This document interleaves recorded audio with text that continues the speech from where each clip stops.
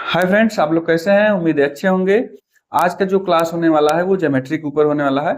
आज के क्लास में हम देखेंगे लाइन और एंगल के ऊपर जो भी क्वेश्चन आपके एग्जाम में महत्वपूर्ण होते हैं, जिस टाइप के क्वेश्चन पूछे जाते हैं वो सारे इसमें कवर करेंगे। कुछ रूल्स होते हैं, उस रूल्स को हम देखेंगे। उस रूल्स को अगर आपको याद होगा या दिमाग में रहेगा तो सारे क्वेश्चन जो भी रहेगा लाइन से एंगल में जो भी पूछे जाते हैं, लाइन के ऊपर सवाल नहीं बनते हैं, ज्यादातर एंगल में बनते हैं, तो वो भी हम इसमें कवर करेंगे। जो रूल है वो रूल आपको थोड़ा ध्यान देना पड़ेगा, याद रखना पड़ेगा कि हाँ, कौन सा रूल कहाँ फॉलो होता है। अगर वो चीज ध्यान रहेगा तो इस टाइप क्वेश्चन या इस चैप्टर के जो भी क्वेश्चन आते हैं वो आप लोग आसानी से लगा ले जाएंगे। ठीक है, तो सबसे पहले हम देखेंगे इसमें लाइन के ऊपर बात करेंगे, फिर बाद में एंगल के ऊपर बात करते हैं। लाइन में दो टाइप के लाइन होते हैं, एक होता है स्ट्रेट लाइन, सीधी रेखा। सीधी रेखा वो रेखा होती है जिसकी दिशा चेंज नहीं होती है। अगर एक दिशा में वो चलना स्टार्ट करेगा तो वो एक ही दिशा में चलेगा, तो ऐसे लाइन को क्या करते हैं? स्ट्रेट लाइन या सीधी रेखा कहते हैं। मतलब यहां से कोई लाइन स्टार्ट हुआ, वो चलना प्रारंभ हुआ तो वो सीधी ही रेखा में जाएगा, उसका दिशा चेंज नहीं होगा। अगर उसकी दिशा चेंज नहीं हो रही है तो ऐसे लाइन को क्या बोलते हैं? स्ट्रेट लाइन या सीधी रेखा बोलते हैं। ठीक है, ये हो गया सीधी रेखा। ठीक, दूसरा इसमें आता है कर्व लाइन। कर्व लाइन क्या होता है? ये समय के साथ अपना दिशा चेंज करता रहता है। तो ऐसी रेखा जो या ऐसे लाइन जो समय के साथ अपना दिशा चेंज करते रहते हैं, ऐसे लाइन को क्या बोलते हैं? Curve line. ठीक, जैसे ये हो गया, देखिए यहां से चलना स्टार्ट हुआ, ये हर पॉइंट पे इसका दिशा चेंज होगा। अगर यहाँ पे देखेंगे तो यहाँ पर ये दिशा है, यहाँ पर देखेंगे इसकी दिशा इधर है। ठीक है, यहाँ देखेंगे इसकी दिशा इधर है। तो हर पॉइंट पे इसका जो एंगल है या दिशा है वो चेंज होता रह रहा है। तो अगर ऐसा लाइन जिस जो समय के साथ अपना दिशा चेंज कर रहा है तो ऐसे लाइन को क्या बोलते हैं? कर्व लाइन बोलते हैं। अगर दिशा नहीं चेंज कर रहा है तो ऐसे लाइन को क्या बोलते हैं? Straight line. हमें पढ़ना है इसके बारे में, स्ट्रेट लाइन के बारे में पढ़ना है। इसी के ऊपर जो भी क्वेश्चन बनते हैं इसी टाइप में बनते हैं, इसके ऊपर नहीं बनते क्वेश्चन। तो हमें क्या करना है? इसके बारे में पढ़ना है। स्ट्रेट लाइन, स्ट्रेट लाइन भी 5 टाइप के होते हैं। ठीक है, ये जो स्ट्रेट लाइन होते हैं वो 5 प्रकार के होते हैं। तो वो 5 प्रकार कैसे कैसे रूल्स को फॉलो करते हैं जो भी लाइन होते हैं। ठीक है, तो उन सारे पांचों टाइप के लाइन हम देखेंगे, फिर एंगल के ऊपर बात करेंगे। चलते हैं, देखते हैं कि ये जो 5 टाइप के होते हैं वो किस किस टाइप से वो आपस में व्यवहार करते हैं, स्ट्रेट लाइन मिलके। ठीक है, आगे देखते हैं कि लाइन के जो 5 टाइप होते हैं वो किस किस टाइप से बनते हैं या क्या उनके रूल्स होते हैं। ठीक है, तो सबसे पहला आता है इंटरसेक्टिंग लाइन, प्रतिच्छेदी रेखाएं। ठीक है, इसमें क्या होता है कि ऐसी रेखा या ऐसी दो रेखा जो एक दूसरे को आपस में काट देती हैं, ऐसी रेखा को प्रतिच्छेदी रेखाएं कहती है।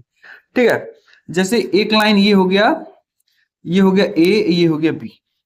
दूसरी लाइन भी एक खींच रहे हैं लेकिन ये एक दूसरे को काटते हुए निकल जा रहा है। ठीक है, ये हो गया सी, ये हो गया डी। तो एक दूसरे को कहां पर काटे? यहां पर। ठीक है, बिंदु ओ मान लेने, कुछ भी मान लीजिए। तो जब भी दो रेखाएं एक दूसरे को काटते हुए आगे बढ़ती हैं तो ऐसी रेखा को क्या बोलते हैं? प्रतिच्छेदी रेखा बोलते हैं। ठीक है, तो ये हो गया आपका प्रतिच्छेदी रेखा पहला। दूसरा क्या है? Concurrent line. इसमें क्या होता है? ये होता है संगामी रेखाएं। संगामी रेखा मतलब कि जब दो या दो से अधिक रेखा एक दूसरे को काटे।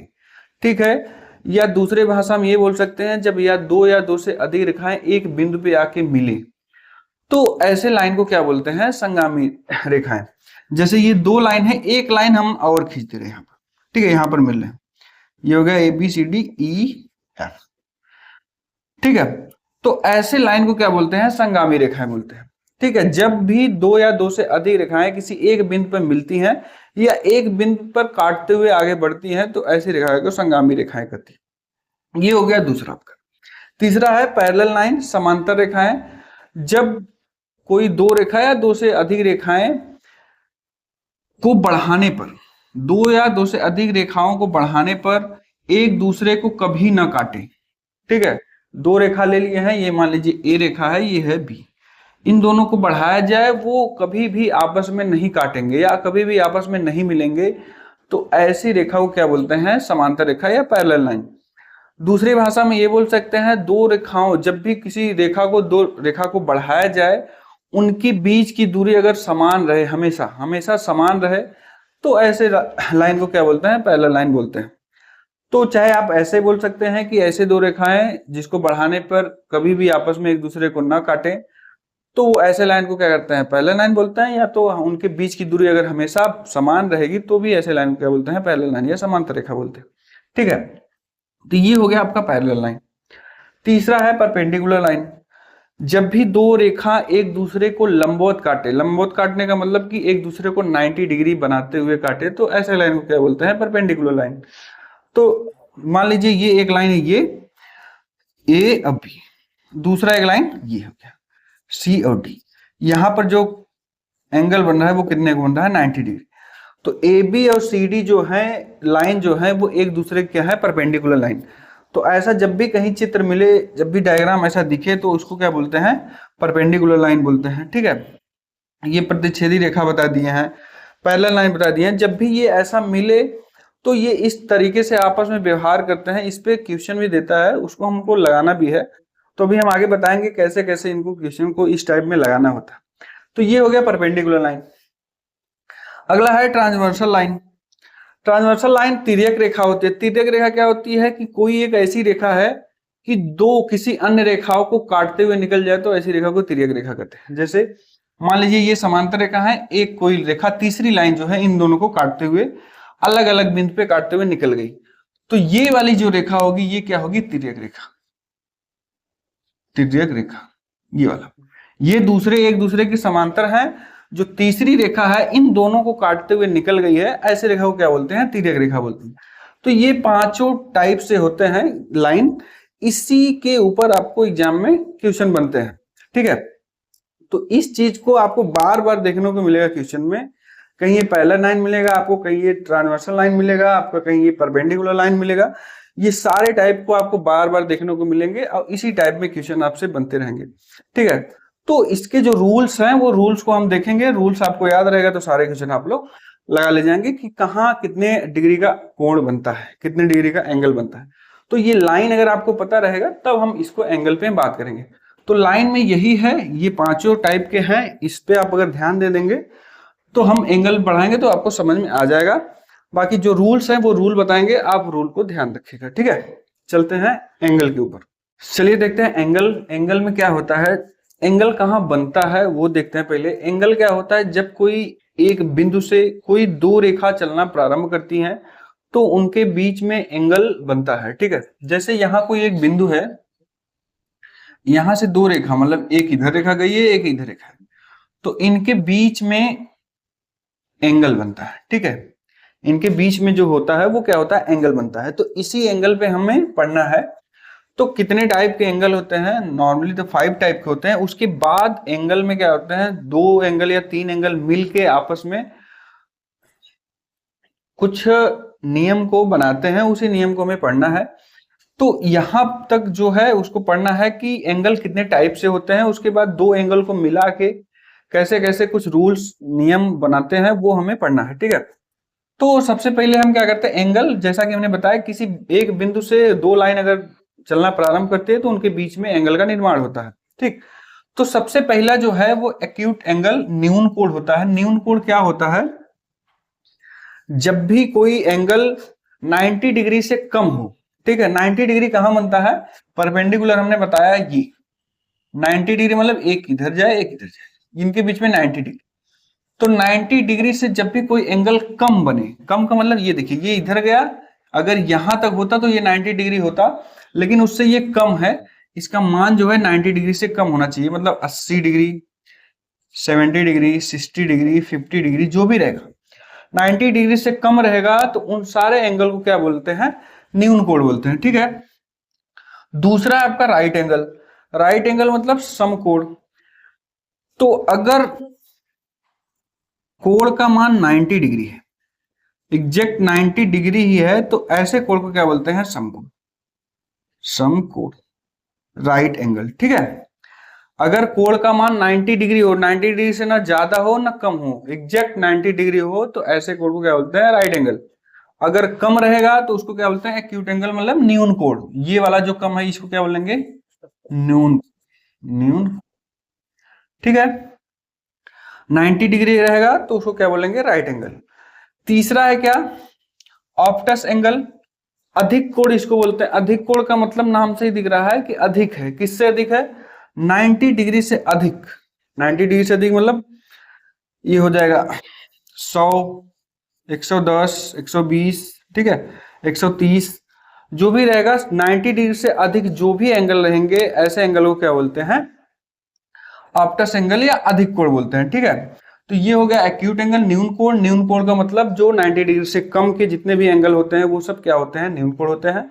राइट एंगल, राइट एंगल मतलब समकोण, जो 90 डिग्री के कोण होते हैं वो क्या बोलते हैं? Right angle. तीसरा है ऑप्टस एंगल, उसमें अधिक कोण, अधिक कोण का मतलब जो 90 डिग्री से ज्यादा कोई अंश कोण बनाते हैं उसको क्या बोलते हैं? अधिक कोण, ठीक है। ये तीन हो गया। तीसरा क्या है? Straight angle. स्ट्रेट एंगल मतलब ये स्ट्रेट एंगल का मतलब होता है उस पे 180 अंश का कोण बनता है, 180 डिग्री का कोण बनता है। तो इसमें क्या होता है, जब 180 का एंगल बनाएंगे तो ये जो रेखा होगी, यहाँ मान लीजिए बिंदु, जैसे यहाँ पर ये एंगल बना हुआ है, तो अगर 180 डिग्री का इसका कोण बनाएंगे तो ये सीधी रेखा हो जाएगी। सीधी रेखा का मतलब ये हो गया ए, ये हो गया बी। यहां से बीच से देखेंगे तो ये सीधी रेखा होगी, इनके बीच का जो एंगल होता है वो होता है 180 का। तो ऐसे कोण जिसका मान कितना होता है? 180, 180 रहेगा, तो ऐसे एंगल को क्या बोलते हैं? स्ट्रेट एंगल या रिज कोण उसको हिंदी में बोलते हैं, ठीक है। ये हो गया आपका। अगला है रिफ्लेक्स एंगल। रिफ्लेक्स एंगल में क्या होता है? जब भी कोई कोण 180 से ज्यादा, अभी तक तो 180 था, 180 था, 180 से ज्यादा थोड़ा सा भी ज्यादा हुआ, 181, 182 जो भी एंगल आए इससे थोड़ा सा अगर बढ़ेगा तो ऐसे एंगल को क्या बोलते हैं? रिफ्लेक्स एंगल या बृहद कोण, ठीक है। ये है कोण पांचों। 5 टाइप के जो कोण है वो पांचों होते हैं। तो हम बताते हैं कैसे आपको, ये आपको पता भी होगा जो भी तैयारी कर रहे हैं सबको।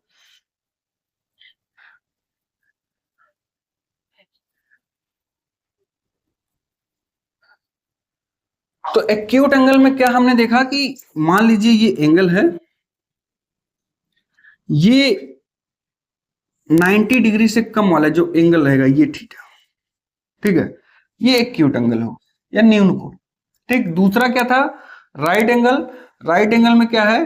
राइट एंगल में हमेशा क्या होता है? 90 डिग्री का कोण बनता है, ये हो गया राइट एंगल, ये दूसरा है, ठीक है। तीसरा क्या है? ऑप्टस एंगल, अधिक कोण। 90 डिग्री से अधिक का जो कोण होगा वो क्या होगा? Optus angle.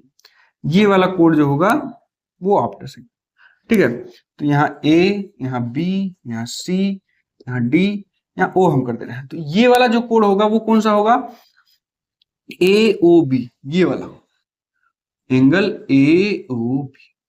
दूसरा right angle A O C, A O C. Obtuse angle अधिक कोण क्या हो जाएगा? ए ओ डी, ए ओ डी, ठीक है। अगला क्या है? स्ट्रेट एंगल, रिज कोण, मतलब 180 अंश का जहां कोण बनता है उसको क्या बोलते हैं? रिज कोण। तो ये सीधी वाली जो रेखा लाइन रहेगी वो क्या होगा? 180 अंश का, ये वाला जो एंगल है। तो मतलब यहां होगा डी, यहां होगा ई, ए ओ ई, ए ओ ई, ये हो गया आपका स्ट्रेट एंगल, ठीक है। अगला क्या है?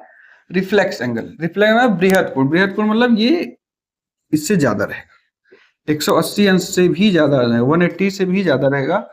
तो ये हो जाएगा आपका ई एफ। तो यहां हो जाएगा ए ओ एफ। इस साइड से देखना है आपका, ए ओ एफ जो देखा जाएगा वो इस साइड से देखा जाएगा, ना कि इस साइड से। इस साइड से देखेंगे तब तो ये क्या हो जाएगा? ऑप्टस एंगल में आ जाएगा, अधिक कोण। हमें इधर से देखना है, ठीक। इधर से मतलब यहां से 90 डिग्री, 9 से 180, 180 से भी ज्यादा रहेगा तो ये हो जाएगा आपका A O F, angle A O F, ये हो जाएगा आपका, ठीक है। आगे हमने दिया है कॉम्प्लीमेंट्री एंगल, पूरक कोण, ठीक है। कॉम्प्लीमेंट्री एंगल में क्या होता है? जब दो एंगल मिलके 90 डिग्री का कोण बनाते हैं तो ऐसे एंगल को क्या बोलते हैं? Complementary angle. तो कॉम्प्लीमेंट्री एंगल में देखिए, मान लीजिए कि ये हो गया, ये बीच में ये करती है, दो एंगल मतलब ये वाला एक एंगल है, एक ये वाला है, ठीक है। ये थीटा है, ये पूरा क्या है फाई है, पूरा पूरा क्या है फाई, ठीक है, या इतना ही मान लेते हैं, ये वाला जो है थीटा है, ये वाला क्या है फाई, तो theta plus phi equal to कितना हो जाएगा 90 डिग्री। तो जब दो एंगल मिलके, ठीक है, 90 डिग्री का कोण बनाते हैं तो ऐसे एंगल को क्या बोलते हैं, कॉम्प्लीमेंट्री एंगल या पूरक कोण, ठीक है। ऐसा है, सेम है सप्लीमेंट्री एंगल, सॉरी, संपूरक कोण। इसमें क्या होता है, जब दो एंगल मिलके दोनों का योग कितना हो जाएगा 180 हो जाएगा, तो ऐसे कोण को क्या बोलते हैं, सप्लीमेंट्री एंगल। मान लीजिए ये सीधी रेखा है, इस पे कितना आता है 180 का एंगल बनता है, एक एंगल इधर है, ये हो गया थीटा, ये हो गया कितना फाई, तो theta plus phi equal to कितना हो जाएगा 180। जब दो एंगल मिलके 180 का कोण बनाते हैं, 180 का एंगल बनाते हैं, तो ऐसे कोण को क्या बोलते हैं, या ऐसे एंगल को क्या बोलते हैं, सप्लीमेंट्री एंगल, ठीक है।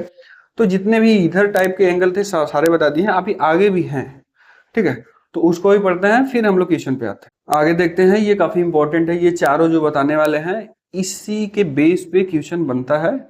ये जो चार हैं, ज्यादातर जितने भी क्वेश्चन बनते हैं सारे इसी बेस पे रहते हैं। इन चारों का रूल्स आपको अच्छे से पता होना चाहिए, अगर इन चारों का रूल्स नहीं पता है तो क्वेश्चन नहीं लगा पाएंगे, ठीक है। तो पहला है आपका वर्टिकली अपोजिट एंगल, ठीक है, नाम से ही पता चल रहा है, उसके बाद आगे भी हिंदी में लिखे शीर्षाभिमुख कोण, ठीक। वर्टिकली अपोजिट एंगल मतलब जब भी दो लाइन एक दूसरे को क्रॉस करते हैं, ठीक है, जब भी दो लाइन एक दूसरे को क्रॉस करते हैं, ये मान लीजिए ए बी है और ये हो गया सी डी, तो वर्टिकली अपोजिट मतलब एक दूसरे के सामने, अपोजिट मतलब यहां सामने, शीर्षाभिमुख मतलब उसका भी हो गया एक दूसरे के सामने, तो यहां जो होगा ये वाला एंगल, ये वाला एंगल आपस में बराबर होंगे, ठीक है। रूल्स हैं इसमें डायरेक्टली कि कहाँ कोण बनते हैं, कोण कहाँ बनते हैं वर्टिकली अपोजिट एंगल में, जब भी दो लाइन एक दूसरे का क्रॉस करते हैं तो आमने सामने का जो कोण होता है वही होता है शीर्षाभिमुख कोण। ये क्या होता है, आपस में बराबर होते हैं, ठीक है। यहाँ O मान लीजिए, तो सी ओ बी या बी ओ सी जो लिखे, B O C angle B O C equal to A O D, ये आपस में बराबर, ठीक है। तो ये पहला था आपका कौन सा, शीर्षाभिमुख कोण। शीर्षाभिमुख कोण जब भी दो रेखाएं एक दूसरे को आपस में क्रॉस करती हैं, काटती हैं, तो उनके आमने सामने का कोण क्या होता है, आपस में बराबर होता है। तो अगर इस साइड का भी बराबर है तो बोलेंगे हाँ इस साइड का भी बराबर होगा, जी इस साइड का भी बराबर, मतलब ए ओ सी इक्वल टू कितना हो जाएगा बी ओ डी के। ये हो गया पहला आपका शीर्षाभिमुख कोण, ठीक है। दूसरा देखते हैं, दूसरा क्या है, संगत कोण, कॉरेस्पॉन्डिंग एंगल। संगत कोण क्या होता है, जब दो रेखाओं को कोई तिर्यक रेखा काटता है, ये हो गया ए बी, ये हो गया सी डी। जब भी दो समांतर रेखाओं को कोई तिर्यक रेखा काटता है, ये तिर्यक रेखा हो गया ई एफ, ठीक है। तो संगत का कोण का मतलब क्या होता है, ये वाला कोण और ये वाला कोण। संगत का मतलब, कॉरेस्पॉन्डिंग का मतलब क्या होता है, ये कोण और ये कोण, यही होता है संगत कोण। और इन दोनों का मान जो होता है आपस में बराबर होता है। यहाँ लिखेंगे, यहाँ ओ मान लीजिए, यहाँ ओ डैश मान लीजिए, जो भी है, तो कोण ई ओ बी इक्वल टू क्या हो जाएगा, कोण डी ओ, ठीक है, या ओ डैश डी, ठीक है। ये वाला एंगल और ये वाला एंगल आपस में बराबर होंगे, इसको बोलते हैं संगत कोण। तो यहाँ वाला भी एंगल और यहाँ वाला भी एंगल बराबर होंगे आपस में, ठीक है। अब कहेंगे इस साइड का बराबर है तो इस साइड का भी बराबर होगा, हाँ इस साइड का भी बराबर होगा। ये ऊपर वाला कोण ये ऊपर वाले कोण के बराबर होगा, नीचे वाला कोण नीचे वाले कोण के बराबर होगा, ठीक है। तो दूसरा जो है संगत कोण का जो रूल्स है, यही रूल्स है कि ये संगत कोण मतलब ये वाला दूसरा वाला कोण छोड़ के ये तीसरा वाला, ठीक है। तो ये हो गया संगत कोण। तो ये संगत कोण आपस में बराबर होता है। अब यहाँ ऊपर वाला लीजिएगा तो यहाँ भी ऊपर वाले लीजिएगा, यहाँ वाला नीचे वाला है तो ये नीचे वाले बराबर होगा। ऊपर वाला ऊपर वाले के बराबर होगा, नीचे वाला नीचे वाले के बराबर होगा। इसको बोलते हैं क्या, संगत कोण या करस्पॉन्डिंग एंगल। ठीक है, तीसरा देखते हैं एकांतर कोण। ठीक है, या अल्टरनेट एंगल क्या होता है। एकांतर कोण में क्या होता है, ये वाला एंगल और ये वाला एंगल ये आपस में बराबर होते हैं। जब भी कोई दो समांतर रेखा कोई तिर्यक रेखा काटते हैं तो अल्टरनेट एंगल मतलब ये वाला एंगल जहां बन रहा है उसको छोड़ के यहाँ, ठीक ना, उसके सामने वाला कोण छोड़ के यहाँ विपरीत साइड, अल्टरनेट मतलब विपरीत साइड जो है अपोजिट साइड वाला एंगल आपस में बराबर होते हैं। ये वाला एंगल और ये वाला एंगल आपस में बराबर होंगे। तो एकांतर कोण कहाँ बनेंगे, यहां बनेंगे और फिर यहां बनेंगे। ठीक है, यहां वाला एंगल कहां बनेगा, यहां वाला एंगल यहां बनेगा।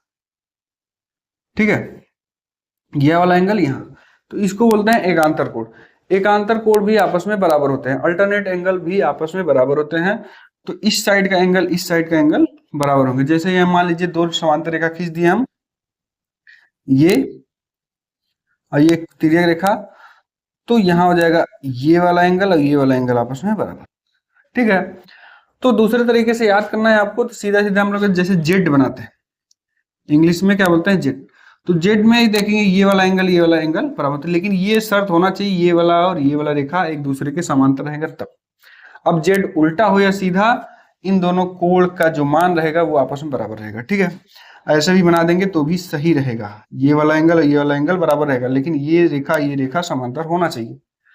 तो वो रूल्स वही फॉलो होगा जब दो रेखा समांतर रहेंगे, कोई तिर्यक रेखा काटेगा तभी इन सारे चीज में काम होना है। शीर्षाभिमुख कोण में नहीं है, क्योंकि इसमें एक दूसरे एंगल रेखा एक दूसरे को काटेंगे तो आमने सामने कोण बराबर रहेगा।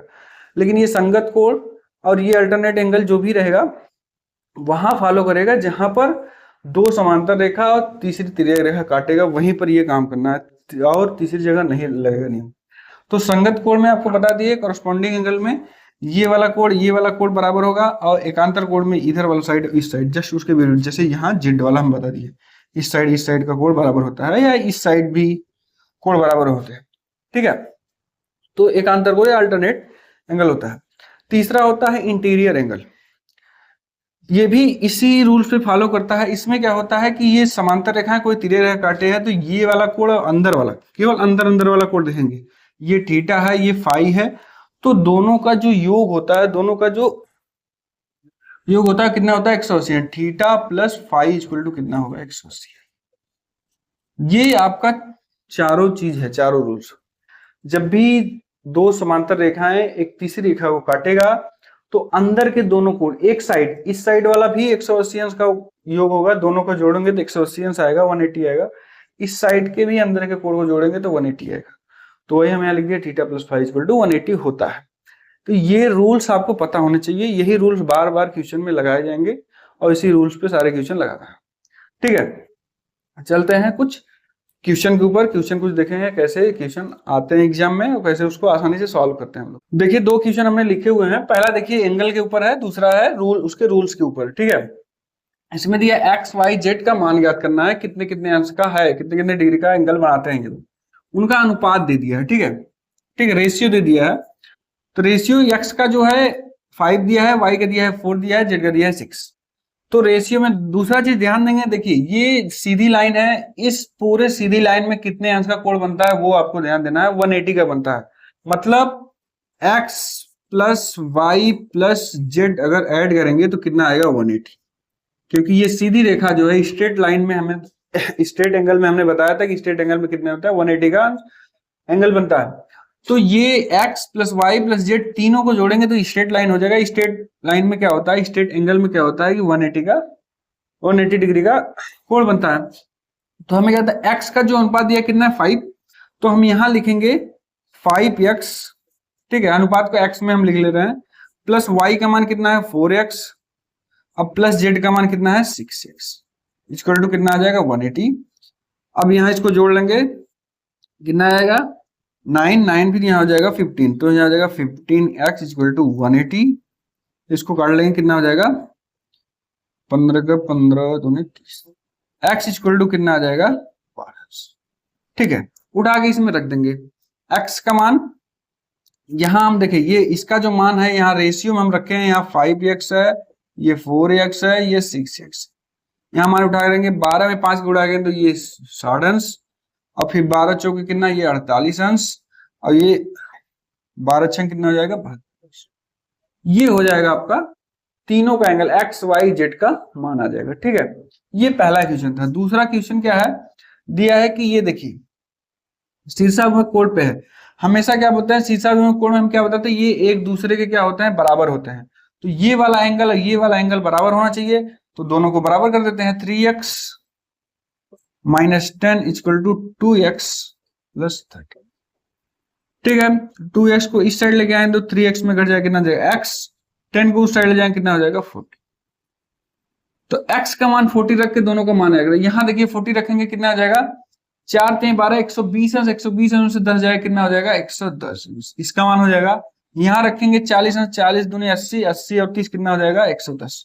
देखिए ना दोनों का मान बराबर आया, क्योंकि ये एक दूसरे के क्या होते हैं, आपस में बराबर होते हैं। इसी टाइप से क्वेश्चन बार बार बन के आते हैं एग्जाम में, आपको लगाना होता है।